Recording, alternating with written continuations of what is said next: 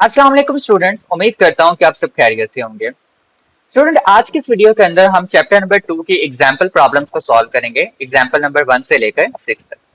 अब बच्चों, ये जो एग्जाम्पल्स हैं ये बोर्ड के लिहाज से बहुत ज्यादा इंपॉर्टेंट है। इनमें से आपके पास शॉर्ट क्वेश्चन भी बन के आ सकते हैं और आपके पास लॉन्ग क्वेश्चन भी बनकर आ सकते हैं। सो मैं साथ साथ इनकी अहमियत भी बताऊंगा।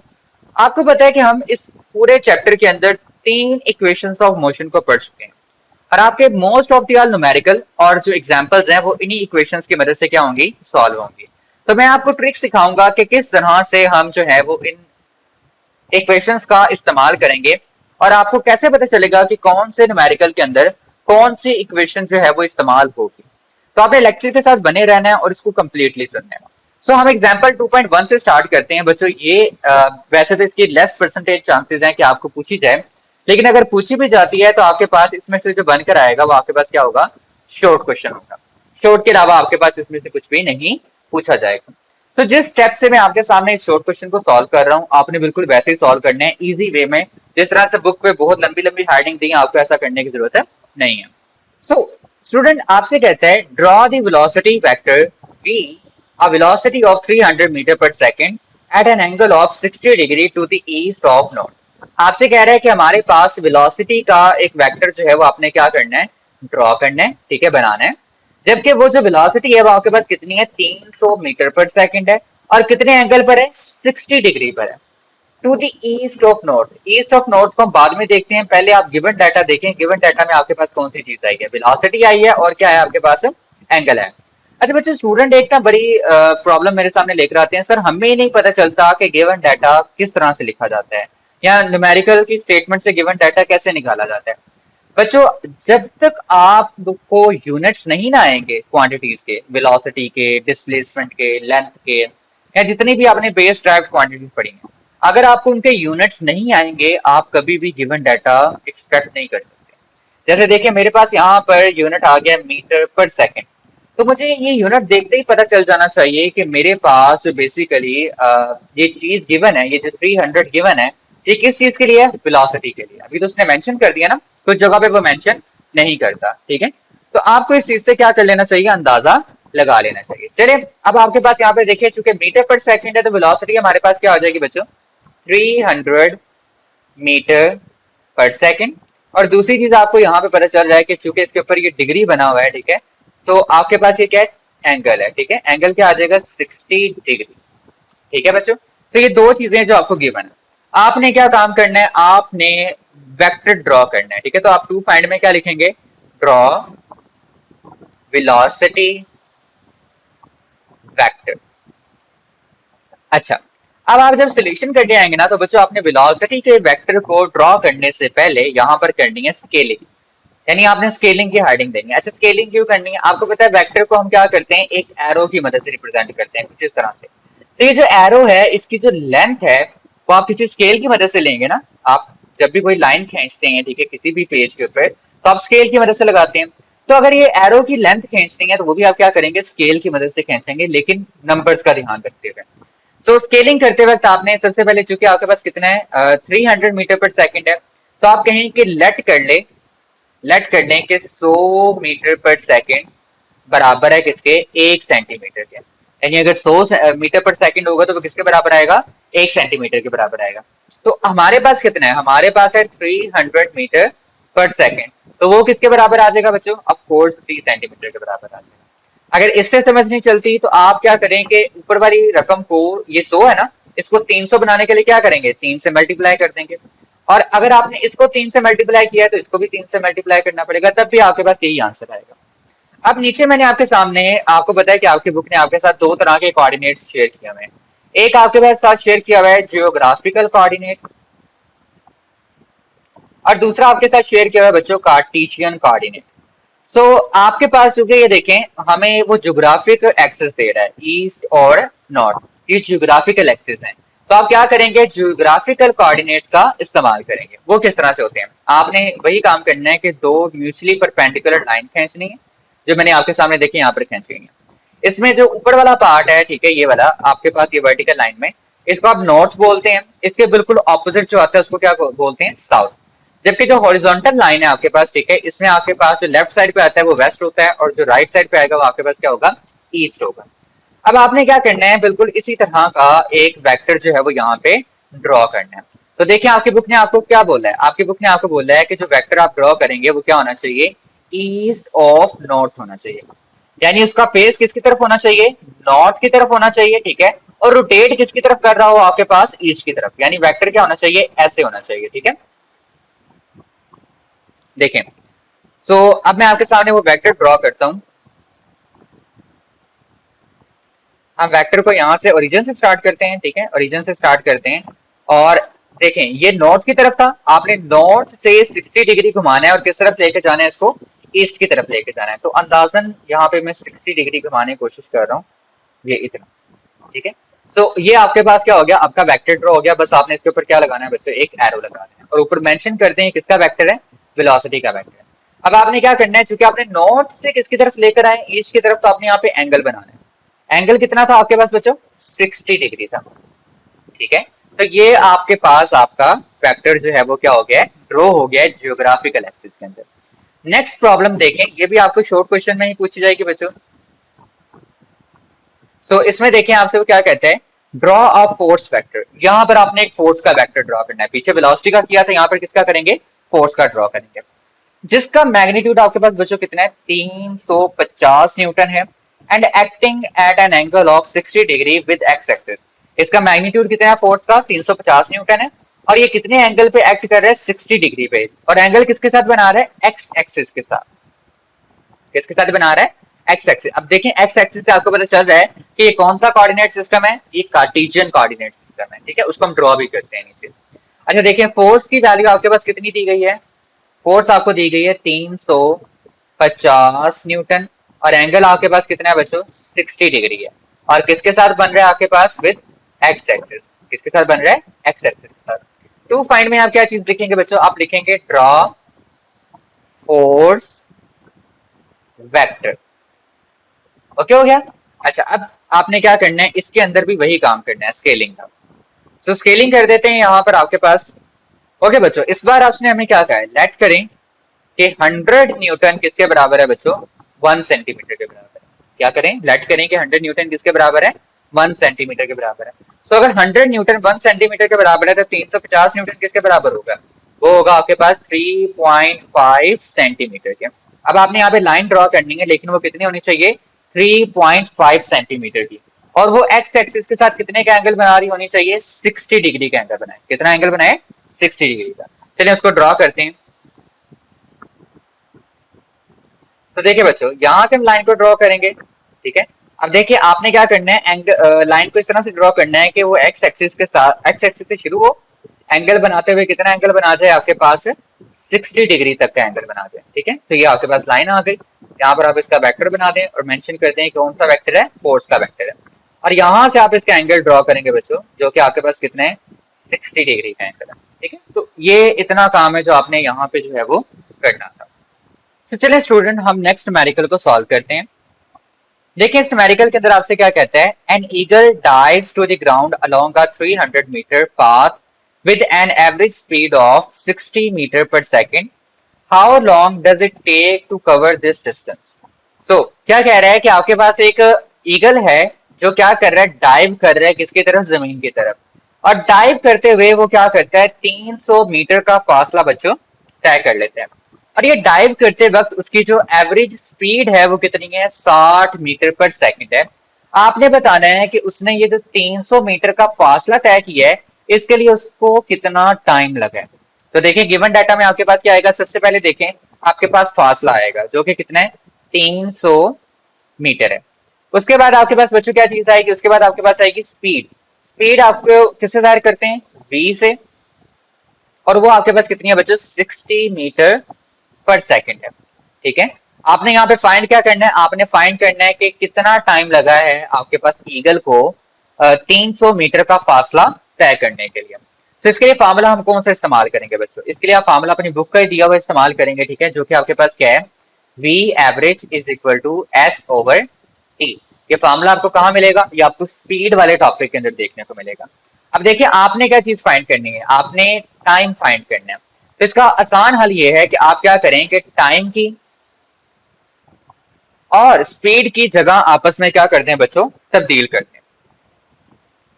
देखिए जब आप ऐसा करेंगे तो आपके पास क्या आएगा, टाइम इस एवरेज स्पीड की तरह जगह चला जाएगा और ये एवरेज स्पीड कहां पर आ जाएगी, टाइम की जगह। तो टाइम बराबर आ जाएगा किसके बच्चों, एस ओवर वी एवरेज।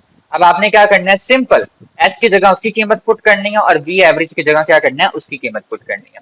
तो टी बराबर आ जाएगा किसके बच्चों, एस आपके पास क्या है 300 और आपके पास वी एवरेज क्या है बच्चों 60। सो जीरो जीरो से कैंसिल हो जाएगा, ठीक है, और 6 5 30 आ जाएगा। तो टाइम किसके बराबर आ गया बच्चों 5। टाइम का यूनिट क्या होता है, सेकंड। बच्चों ये चीज याद रखनी है कि आपने जब भी किसी क्वांटिटी को फाइंड कर लेना है ना, आपने साथ में उसका यूनिट जरूर मेंशन करना है। अगर आपने यूनिट मेंशन नहीं किया तो उसको क्या पता कि आपने क्या चीज फाइंड की है। ठीक है, आप ये समझ लें कि जो यूनिट होता है ना, वो किसी भी कीमत के, किसी भी वैल्यू के माँ बाप की तरह होते हैं। बगैर यूनिट के कोई भी वैल्यू जो है वो क्या होती है, यतीम होती है, जिसको एग्जामिनर मानता ही नहीं है। ठीक है, तो आपने यूनिट जरूर याद रखने हैं कि किस वैल्यू का कौन सा यूनिट होता है। आई होप सो कि आपको ये समझ आ गया होगा। ये भी बच्चों आपके पास शॉर्ट क्वेश्चन के तौर पे ही पूछा जा सकता है आपको। ओके बच्चों, तो नेक्स्ट न्यूमेरिकल आपके पास क्या है, a plane starts running from rest on a runway as shown in figure below. It accelerates down the runway and after 20 seconds attains a velocity of 252 km per hour. Determine the average acceleration of the plane. आपसे ये कह रहा है कि आपके पास जो एक plane है, एक हवाई जहाज जो है, वो रनवे के ऊपर रेस्ट की हालत में, रेस्ट की हालत से क्या करता है, चलना शुरू करता है। और रनवे के ऊपर 20 सेकंड तक चलने के बाद उसकी जो वेलोसिटी है वो कितनी हो जाती है, 252 किलोमीटर पर आवर हो जाती है। आपने ये फाइंड करना है कि आपके पास जो प्लेन है उसका एवरेज एक्सेलरेशन बच्चों कितना होगा। सबसे पहली बात बच्चों जो आपको यहाँ पे समझ लेनी चाहिए वो ये है कि जब भी किसी न्यूमेरिकल के या एग्जाम्पल के स्टार्टिंग में वो ये कह देता है कि बॉडी जो है वो रेस्ट की हालत से अपनी मोशन स्टार्ट कर रही है, तो आपने समझ जाना है कि ऐसे जिस्म की जो इनिशियल यानी इब्तदाई वेलोसिटी है वो किसके बराबर है, 0 मीटर पर सेकंड के बराबर है। आपने रेस्ट देख लिया स्टार्टिंग में, फौरन से क्या करें, इनिशियल वेलोसिटी को किसके बराबर लिखते हैं, 0 मीटर पर सेकंड के बराबर लिखते हैं गिवन डाटा के अंदर। उसके बाद देखें सेकंड लाइन में आपको क्या चीज देखने को मिलती है, टाइम। टाइम कितना है आपके पास, 20 सेकंड है। आपके पास रनवे के ऊपर जहाज कितनी देर तक दौड़ता रहा, 20 सेकंड तक वो दौड़ता रहा। ठीक है, तो ये आपके पास दूसरा गिवन डाटा हो गया। उसके बाद वो कहता है कि 20 सेकंड के बाद उसकी जो वेलोसिटी है वो कितनी हो गई, 252 किलोमीटर पर आवर। अच्छा, रेस्ट वाले के बाद आपको जो वेलोसिटी दी जाए वो कौन सी होगी, फाइनल होगी। पहले वाली कौन सी थी, ये वाली आपके पास इनिशियल वेलोसिटी थी, ये वाली आपके पास कौन सी है, फाइनल। तो फाइनल वेलोसिटी कितनी दी गई है, 252 किलोमीटर पर आवर। अब बच्चों आपको ये जो 252 किलोमीटर पर आवर की वेलोसिटी दी गई है, आपको इसे कन्वर्ट करना होगा मीटर पर सेकंड के अंदर। किसमें कन्वर्ट करना है, मीटर पर सेकंड में। तो मीटर पर सेकंड में से कैसे कन्वर्ट करेंगे, बड़े ही सिंपल है बच्चों। आपने 252 को लेना है और इसको 1000 से आपने क्या कर देना है, मल्टीप्लाई कर देना है, और इस पूरी रकम को आपने 3600 से क्या कर देना है, तकसीम कर देना है। जो आंसर आपके पास आएगा वो किसके अंदर होगा बच्चों, मीटर पर सेकंड में होगा। देखिए आप कहां से कहां पहुंच गए, किलोमीटर पर आवर से किसमें पहुंच गए, मीटर पर सेकंड में पहुंच गए। अब ये जो आपका तरीका है, ठीक है, ये आपने सिर्फ इसके लिए इस्तेमाल नहीं करना, यानी कि सिर्फ ये वाली जो वैल्यू है, जहां कहीं भी आपको किलोमीटर पर आवर के अंदर कोई वैल्यू नजर आ जाए, अगर आपको उसको मीटर पर सेकंड में तब्दील करना है, आप सिंपल 1000 से मल्टीप्लाई कर दें और 3600 से क्या कर दें, तकसीम कर दें। अभी जो 2 जीरो नीचे आपको नजर आ रहे हैं, ऊपर वाली 2 जीरो से कैंसिल हो जाएंगे। 252 मल्टीप्लाई होगा किसके साथ, 10 के साथ। 252 किससे मल्टीप्लाई होगा आपके पास, 10 के साथ, ये आ जाएगा 2520 डिवाइडेड बाय, नीचे क्या बचेगा आपके पास, 36। ठीक है, और ये 36 जो है ये आपके पास 252 के साथ कैंसिल हो सकता है। ठीक है, 36 और ये आ जाएगा 7। तो यहां से आपके पास क्या बचा, ये बचा आपके पास 7, और यहाँ पर साथ में क्या आ जाएगा आपके पास बच्चों, 0। यानी 36 के टेबल पे 252 जो है वो 7वें नंबर पर आता है। ठीक है, तो आपके पास क्या आ गया आंसर, 70, और साथ में हम यूनिट लगाएंगे मीटर पर सेकंड। ये आपके पास क्या है, आपकी फाइनल वेलोसिटी है। तो ये वो गिवन डाटा रहा जो हमें जो है बेसिकली दिया गया था। ठीक है, इस न्यूमेरिकल के अंदर अब आपने क्या करना है, देखना है कि हमें क्या फाइंड करना है। तो आपको फाइंड करना है determine the average acceleration. Average acceleration बच्चों में क्या करना है, मालूम करना है। एवरेज एक्सेलरेशन लिख देते हैं यहाँ पे टू फाइंड के अंदर। फार्मूला कौन सा इस्तेमाल करेंगे बच्चों, आपके पास एक्सेलरेशन वाले टॉपिक में ही एक्सेलरेशन का फार्मूला मौजूद है। Average acceleration is equal to v F minus we I over t. ठीक है, तो ये आपके पास एवरेज एक्सेलरेशन का फार्मूला आ गया। अब आपने इसके अंदर जो कीमतें हैं, ठीक है, जो आपने निकाली है वो यहाँ पर क्या करते हैं, पुट करते हैं। A average is equal to v f की कीमत आपके पास बच्चों की आई है 70 आई है, 70 पुट करेंगे यहाँ पे वी एफ की जगह पे, माइनस लगाएंगे वी आई की जगह क्या पुट कर देंगे बच्चों, 0, तकसीम कर देंगे टाइम के साथ, टाइम आपके पास बच्चों कितना है 20, तो ये आपके पास आ जाएगा 70 तकसीम 20। अब आप दोनों को तकसीम करेंगे तो आपके पास बच्चों जो आंसर आएगा वो आएगा 3.5 metre per second square. Acceleration के साथ क्या आता है, पर सेकंड स्क्वायर। बच्चे बड़ी गलती करते हैं, बच्चे जो वेलोसिटी का यूनिट है वो एक्सेलरेशन में लिख देते हैं और एक्सेलरेशन का यूनिट वेलोसिटी के साथ लिख देते हैं। तो ऐसी गलती आपने नहीं करनी, ठीक है। आपके पास जो वेलोसिटी का यूनिट है या स्पीड का यूनिट है वो मीटर पर सेकंड है, ठीक है, यानी उसके सेकंड के ऊपर माइनस बनाता है। और जो एक्सेलरेशन है उसका क्या है, मीटर पर सेकंड स्क्वायर है, यानी उसके सेकंड पे कौन सी पावर आएगी, -2 की पावर आएगी। ठीक है बच्चों, चलिए नेक्स्ट न्यूमेरिकल की तरफ चलते हैं। आगे वाले न्यूमेरिकल जो है वो आपके पास इक्वेशंस ऑफ मोशन का इस्तेमाल करेंगे, तो वो हमारे लिए सबसे ज्यादा जो है मायने रखते हैं। ओके बच्चों, नेक्स्ट न्यूमेरिकल हमारे पास 2.5 है। An iron bob is dropped from the top of tower. It reaches the ground in 4 seconds. Find the height of the tower, the velocity of the ball as it strikes the ground. आपसे वो कह रहा है कि आपने एक tower के ऊपर से एक आयरन की बॉल को, बॉब कह रहे हैं, आप बॉल समझ लें, ठीक है, एक आयरन की बॉल को क्या किया है, ड्रॉप किया, ठीक है, टावर के टॉप से बिल्कुल ऊपर से वहां से ड्रॉप करता है, तो उसे ग्राउंड तक पहुंचने में 4 सेकंड का टाइम लगता है। ग्राउंड तक पहुंचने में कितना टाइम लगता है, 4 सेकंड लगता है। तो आपने क्या फाइंड करना है, आपने फाइंड करना है कि हाइट कितनी है टावर की, आपने फाइंड करना है कि वेलोसिटी ऑफ द बॉल जो है क्या होगी जब आपके पास जो बॉल है वो जाके ग्राउंड के साथ स्ट्राइक करेगी, ग्राउंड के साथ टकराएगी। अब बच्चों इस न्यूमेरिकल को समझने के लिए आपको फ्री फॉल एक्सेलरेशन वाला टॉपिक अच्छे से आना चाहिए। आपको पता होना चाहिए कि जब भी आपके पास कोई भी ऑब्जेक्ट जो है नीचे गिराया जा रहा हो जमीन की तरफ किसी ऊंचाई से, या फिर जमीन से ऊपर की तरफ बुलंदी की तरफ फेंका जा रहा हो, ये दोनों सिचुएशन आपके पास फ्री फॉल की आती है। ठीक है, मोस्टली जब नीचे गिराई जाए चीज होती है तो उसको तो हम फ्री फॉल ही कंसिडर करते हैं। अब आपके पास यहाँ पे जब भी आप फ्री फॉल ऑब्जेक्ट्स की बात करते हैं कि जो फ्री फॉल कंडीशन के अंदर होते हैं, ठीक है, जो नीचे फेंके गए हो या ऊपर की तरफ फेंके गए हो, तो इनके लिए आप ग्रेविटेशन एक्सेलरेशन की वैल्यू जो है वो 10 मीटर पर सेकंड स्क्वायर इस्तेमाल करते हैं। या अदर वर्ड्स में कहें तो आप एक्सेलरेशन ए इस्तेमाल नहीं करते बल्कि क्या इस्तेमाल करते हैं, एक्सेलरेशन जी इस्तेमाल करते हैं, जिसे आप ग्रेविटेशनल एक्सेलरेशन बोलते हैं। और उसकी कीमत आपके पास बच्चों कितनी है, 10 मीटर पर सेकंड स्क्वायर है। ये आपने जुबानी याद रखनी है, ठीक है। अब जब भी कोई जिस्म नीचे की तरफ हरकत करता है, ठीक है, ऊंचाई से नीचे गिराया जाता है, तो उसके लिए ये कीमत क्या होती है, मुस्बत होती है।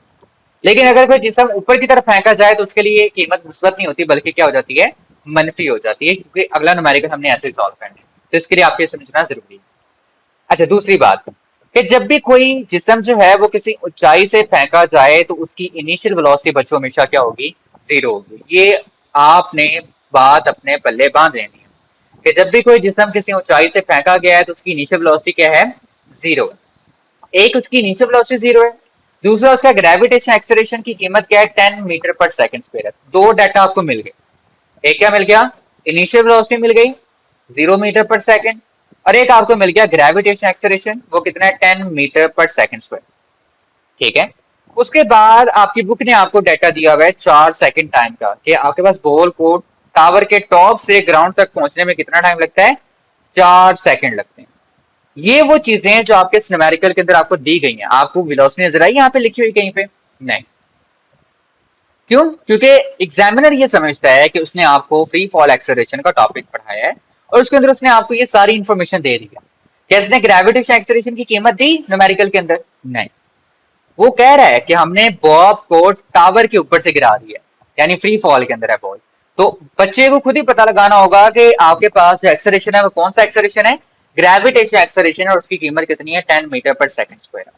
अब आपने बच्चों यहां से मालूम क्या करना है, हमने यहां से मालूम क्या करना है, आपने यहां से मालूम करनी है दो चीजें। पहली कि आपके पास इस टावर की बुलंदी कितनी है, इस डाटा की मदद से, जो आपको मिला है ना, इस टावर की बुलंदी कितनी है। दूसरी चीज जो आपने फाइंड करनी है वो ये है कि आपके पास जब ये बॉल जो है ये ग्राउंड से टकराएगी तो इसकी फाइनल वेलोसिटी कितनी होगी। ये दो चीजें आपने बच्चों क्या करनी है, मालूम करनी है। आपने गिवन डाटा अपने जहन में रखना है, क्योंकि वो ऊपर हो गया तो हम उसे स्लाइड करके वैसे नीचे भी ले आएंगे, लेकिन वो अपने दिमाग में रखिएगा।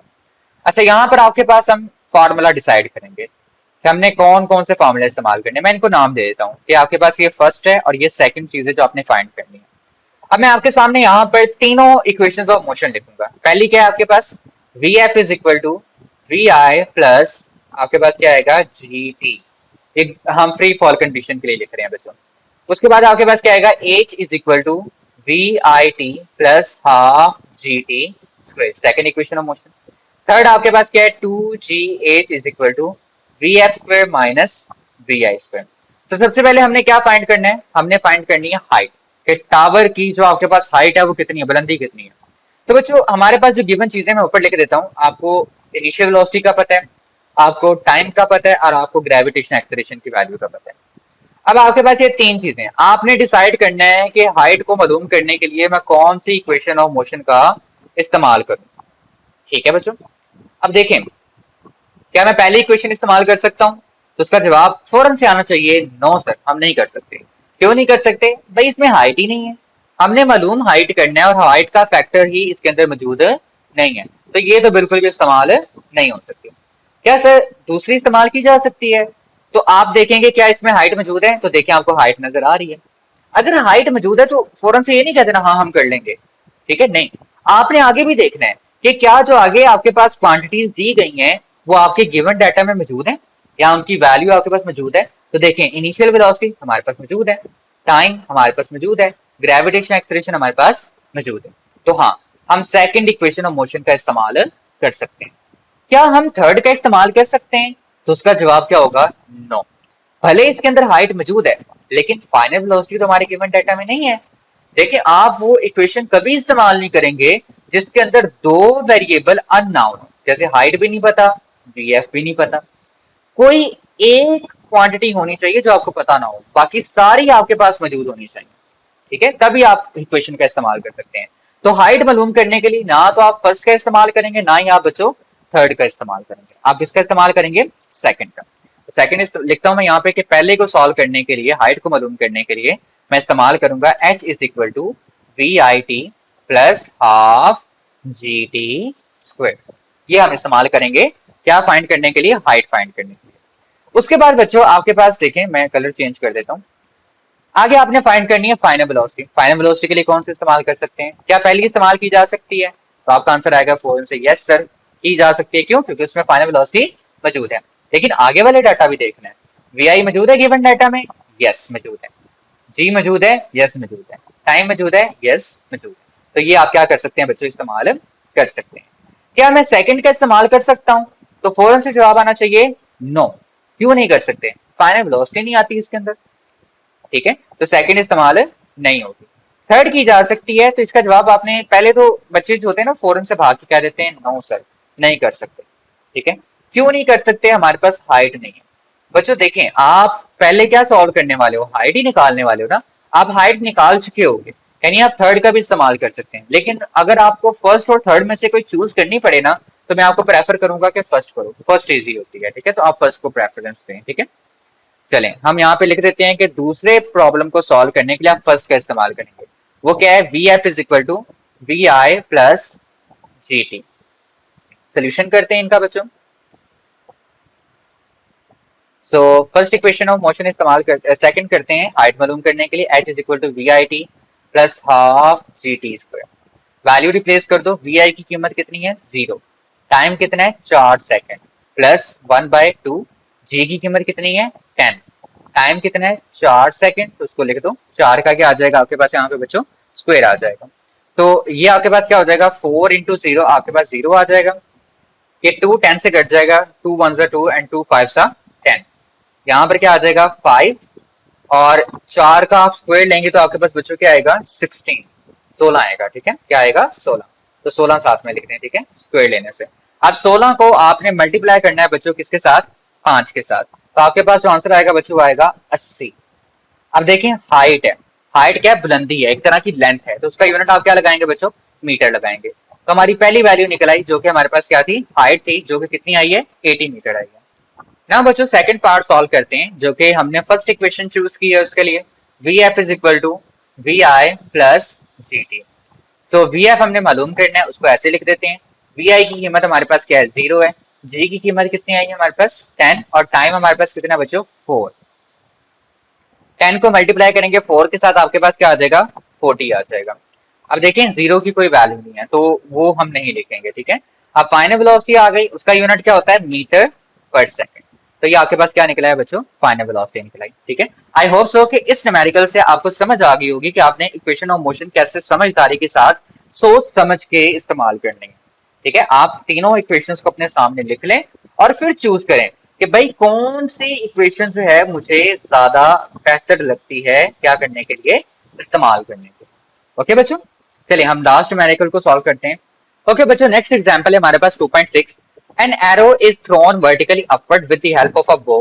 The velocity of the arrow when it leaves the bow is 30 meter per second. Determine the time to reach the highest point. Also find the maximum height attained by the arrow. आपसे वो ये कह रहा है कि हमारे पास एक arrow जो है, एक तीर जो है, वो एक कमान के अंदर से वर्टिकली बिल्कुल ऊपर की तरफ निकाला गया। एक एरो ले लें, ठीक है, और उसको वर्टिकली बिल्कुल क्या किया गया, ऊपर की तरफ चलाया गया, ठीक है। अब जब उसने ये एरो चलाया तो कमान से निकालते वक्त एरो की जो इनिशियल वेलोसिटी थी वो कितनी थी, 30 मीटर पर सेकंड। कितनी थी बच्चों, 30 मीटर पर सेकंड। अब वो कह रहा है कि आपने ये एरो ऊपर की तरफ चला दिया। अब आपको पता है कि मैंने थोड़ी देर पहले बोला था कि अगर आपके पास कोई चीज ऊपर से नीचे फेंकी गई है या नीचे से ऊपर की तरफ चलाई गई है, फेंकी गई है, तो वो फ्री फॉल कंडीशन के अंदर होती है। वो क्या होती है, फ्री फॉल कंडीशन में, यानी उसके लिए जी इस्तेमाल करते हैं, हम ग्रेविटेशन एक्सेलरेशन इस्तेमाल करते हैं, ठीक है। तो वो तो हमें पता चल गया, ग्रेविटेशन एक्सेलरेशन इस्तेमाल करते हैं। लेकिन एक और बात वहां पे पॉइंट में नोटिस करने वाली है कि जिस चीज को आपने ऊपर की तरफ फेंका ना, उसकी फाइनल वेलोसिटी बच्चों क्या होती है, 0 होती है। जिस भी चीज को आप क्या करते हैं, ऊपर की तरफ फेंकते हैं, उसकी फाइनल वेलोसिटी क्या होती है, 0 होती है। आपने रियल लाइफ में देखा है ना कि जब भी आप किसी ऑब्जेक्ट को ऊपर की तरफ फेंकते हैं तो ऊपर जाते हुए उसकी वेलोसिटी क्या होती है, कम होना स्टार्ट हो जाती है, और एक वक्त आता है कि मैक्सिमम हाइट अचीव करने के बाद वो ऑब्जेक्ट दोबारा नीचे आ जाता है। तो जब वो मैक्सिमम हाइट पे पहुंचता है तो एक लम्हे के लिए बच्चों उसकी वेलोसिटी 0 हो जाती है, उसी लम्हे में हम कहते हैं कि इसकी फाइनल वेलोसिटी क्या है, 0 है। अब वो आपसे ये कह रहा है कि आपने क्या मालूम करना है, आपने मालूम करना है कि जब कमान को छोड़ा गया तो यहां से लेके यहां तक पहुंचने में उसे कितना टाइम लगा, ये आपने मालूम करना है। आपने मालूम करना है कि आपके पास इस तीर ने कितनी हाइट जो है वो क्या की, हासिल की, कितनी बुलंदी हासिल की, ये दो चीजें मालूम करनी है। तो गिवन डाटा के अंदर आपको क्या बताया गया, आपको बताया गया कि इनिशियल वेलोसिटी कितनी है, v i is equal to 30 meter पर सेकेंड। आपको बताया गया है कि फाइनल वेलोसिटी कितनी है, जो डायरेक्टली नहीं बताया लेकिन इनडायरेक्टली आपने समझना है, वो कितनी है बच्चों, 0 मीटर पर सेकेंड है। आपको ये पता है कि ग्रेविटेशन एक्सेलरेशन की कीमत कितनी है, 10 मीटर पर सेकेंड स्क्वायर। अब ये भी ध्यान रखिएगा कि जब किसी जिस्म को ऊपर की तरफ फेंकेंगे तो जो ग्रेविटेशन एक्सेलरेशन की कीमत आएगी वो मनफी आएगी, नेगेटिव आएगी। ऊपर वाले केस में क्या हो रहा था, टावर से बॉल को नीचे फेंका था, तो इसलिए हमने उसके क्या ग्रेविटेशन एक्सेलरेशन की कीमत क्या ली थी बच्चों, मुस्बत ली थी। लेकिन इसके लिए हम क्या लेंगे, मनफी लेंगे। ओके जी, तो ये आपके पास वो गिवन डाटा है जो हमारे पास मौजूद है, सिर्फ 3 चीजें। तो हमने मालूम क्या करना है, हमने मालूम करनी है 2 चीजें। आपने मालूम करना है कितना टाइम लग रहा है, ठीक है, उसको ऊपर तक पहुंचने में, और उसने कितनी बुलंदी हासिल की है, ये आपने क्या करना है, इस इन फॉर्मूलाज की मदद से उसको निकाल लेना है। अच्छा, यहाँ पर आपके पास सबसे पहले सवाल आता है कि भाई फार्मूला कौन सा इस्तेमाल होगा, ठीक है। तो मैंने दोबारा से तीनों इक्वेशंस ऑफ मोशन जो है वो यहाँ पे क्या करती हैं बच्चों, ड्रॉ कर दी है। अब हमने अगेन क्या करना है, इनमें से डिसाइड करना है कि पहले को मालूम करने के लिए कौन सी इक्वेशन चाहिए और दूसरे को मालूम करने के लिए हमें कौन सी इक्वेशन चाहिए। चलें इनको सॉल्व करते हैं। अच्छा बच्चे, टाइम के लिए देखें, टाइम के लिए आप कौन सी इक्वेशन का इस्तेमाल कर सकते हैं। तो अगर आपसे पूछा जाए कि क्या फर्स्ट इक्वेशन इस्तेमाल की जा सकती है, तो आपका जवाब क्या होगा, यस, इस्तेमाल की जा सकती है। क्यों, टाइम मौजूद है इसके अंदर, हमने ये मालूम करना है, और बाकी जितनी चीजें हैं वो हमारे गिवन डाटा में मौजूद है, वी आई भी मौजूद है, वी एफ भी मौजूद है, और जी भी मौजूद है, सारी चीजें मौजूद है इसके अंदर, तो हम फर्स्ट का इस्तेमाल कर सकते हैं। क्या सेकंड इस्तेमाल की जा सकती है, तो जवाब आना चाहिए नो। भले इसके अंदर टाइम मौजूद है लेकिन इसके अंदर बुलंदी आई है, और बुलंदी अभी हमने निकाली नहीं है, बुलंदी तो हमने इसके बाद जाके निकालनी है, ठीक है, तो हम ये वाला इस्तेमाल सेकंड वाली इस्तेमाल नहीं कर सकते। फिर पूछा जाए कि क्या हम थर्ड वाली इक्वेशन इस्तेमाल कर सकते हैं, तो वो तो बिल्कुल भी नहीं है। क्यों? क्योंकि उसके अंदर टाइम ही नहीं है, टाइम ही मालूम करना है और टाइम ही मौजूद नहीं है। तो कौन सी हमारे पास सुटेबल इक्वेशन है? सिर्फ फर्स्ट इक्वेशन ऑफ मोशन है। तो फर्स्ट लिख देते हैं हम यहाँ पे कि पहला फॉर्मूला हमारे पास क्या होगा, v F is equal to we I plus g t. ठीक है बच्चों। अच्छा जी, अब इस फॉर्मूले को थोड़ा सा ना मॉडिफाई कर देते हैं, थोड़ा सा हम चेंज कर देते हैं। किस तरह से, वो देखें। आपने क्या निकालना है? सिर्फ टाइम निकालना है, और टाइम के साथ बड़ी ना अननेसेसरी चीजें हैं जो हमें नहीं चाहिए, ठीक है, हम उनको क्या कर देते हैं, अलग कर देते हैं। जो वी आई है आपके पास यहाँ पर देखें, ये जी और टी के साथ क्या हो रहा है, प्लस हो रहा है।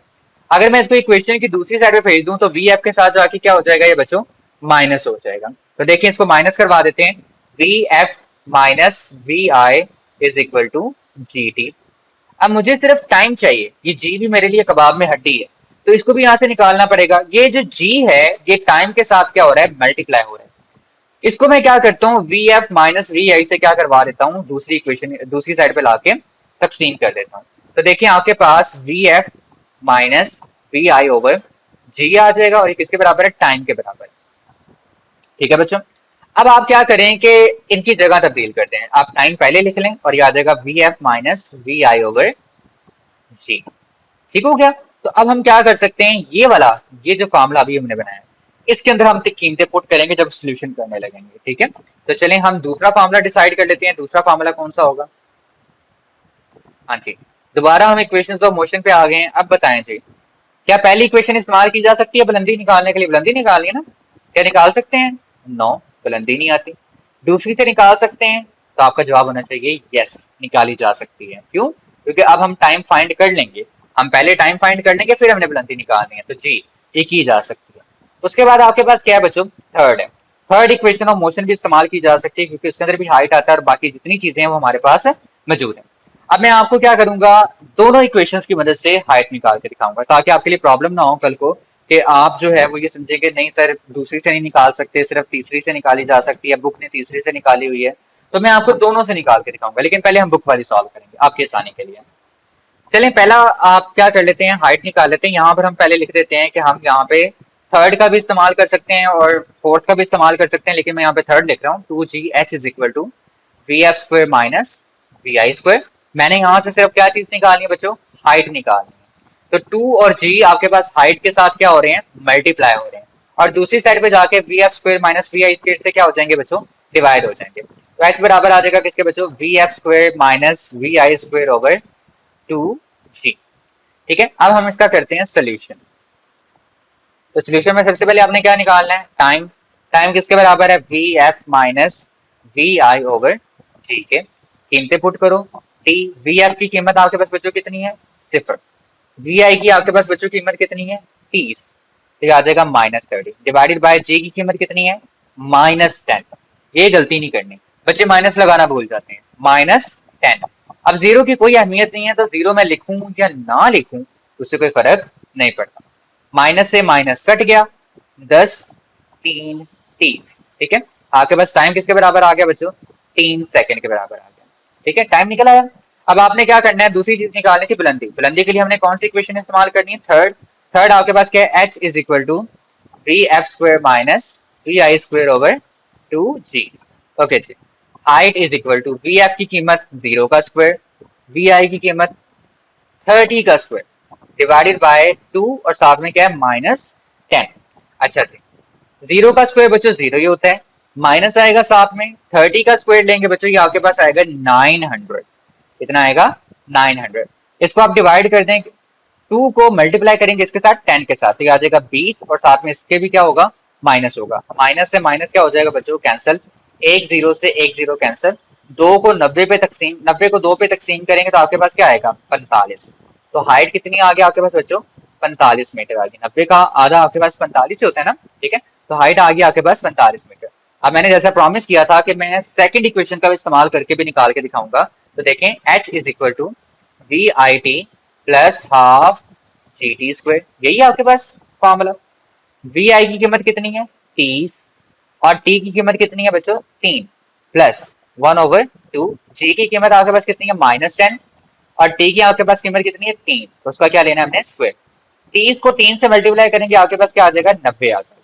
प्लस 2 5 10, 2 5 10, ये जो आपके पास प्लस और माइनस है आपस में मल्टीप्लाई होकर क्या बना देंगे, प्लस माइनस माइनस बना देंगे, तो इसकी जगह आप लिखते हैं माइनस।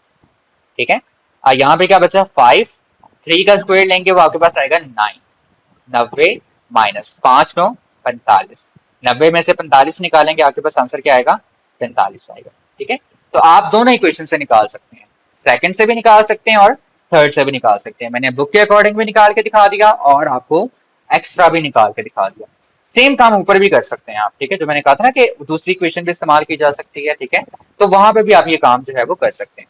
तो होप सो बच्चों कि आपको सारी एग्जांपल्स जो है वो समझ आ गई होंगी। अगर भी कोई कंफ्यूजन रह चुकी है तो आपने कमेंट सेक्शन के अंदर जरूर पूछ लेनी है। तो अगर आपको ये वीडियो अच्छी लगी है, आपने चैनल को सब्सक्राइब करना है, इसको लाइक करना है और अपने क्लास 9th के फ्रेंड्स के साथ जरूर शेयर करना है। अल्लाह हाफिज बच्चों।